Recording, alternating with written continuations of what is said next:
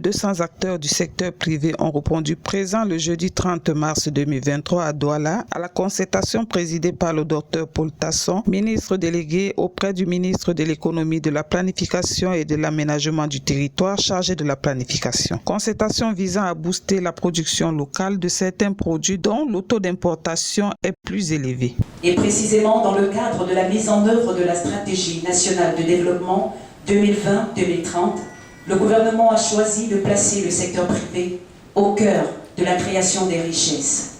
La concertation restreinte qui nous rassemble ce 30 mars 2023 s'inscrit donc dans la dynamique de ce choix stratégique. Elle permettra d'identifier, à travers une démarche consensuelle, les leviers à actionner en vue de favoriser une contribution optimale du secteur privé dans l'atteinte des objectifs de transformation structurelle de l'économie camerounaise. Les différentes crises mondiales qui se sont succédées ces dernières années ont provoqué une importante flambée des coûts des matières premières sur le marché. Cette conjoncture est la conséquence logique de la forte dépendance de l'économie locale vis-à-vis de l'extérieur. Constat dressé par le Dr Paul Tasson. Pour nous, de continuer de poursuivre le dialogue entre le secteur public et le secteur privé.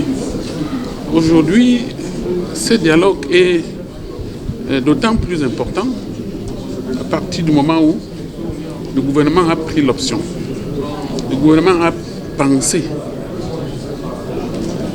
que pour poursuivre les objectifs du développement, il est important de donner une plus grande considération au secteur privé.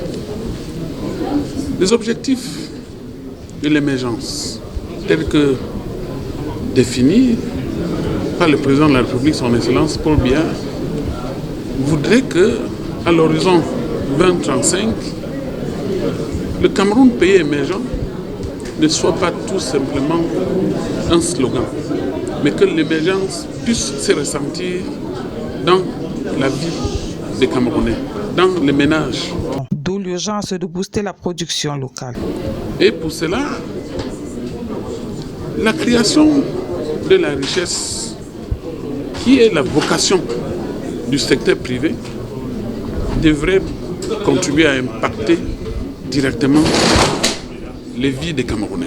Cette forte dépendance se traduit par le taux d'importation du riz sur le sol camerounais depuis le début de l'année 2022. C'est 75% de riz consommé qui proviennent de l'importation, soit 12,75% d'inflation de cette denrée. Préoccupé par cette situation et soucieux de l'amélioration des conditions de vie des populations, le gouvernement camerounais a élaboré et mis en œuvre la stratégie nationale de développement 2020-2030. Cette stratégie vise à opérer des changements fondamentaux dans les structures économiques et sociales afin de favoriser un développement endogène. Écoutez les secteurs privés, les acteurs de l'économie nationale,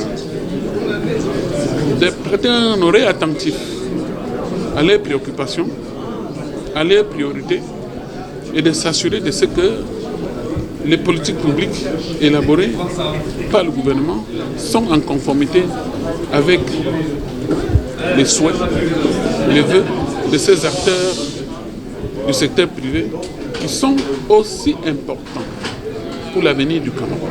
Les filières farine locale, poisson, lait, transformation du bois, riz, transformation de l'acier et huile de palme seront ainsi mises en contribution.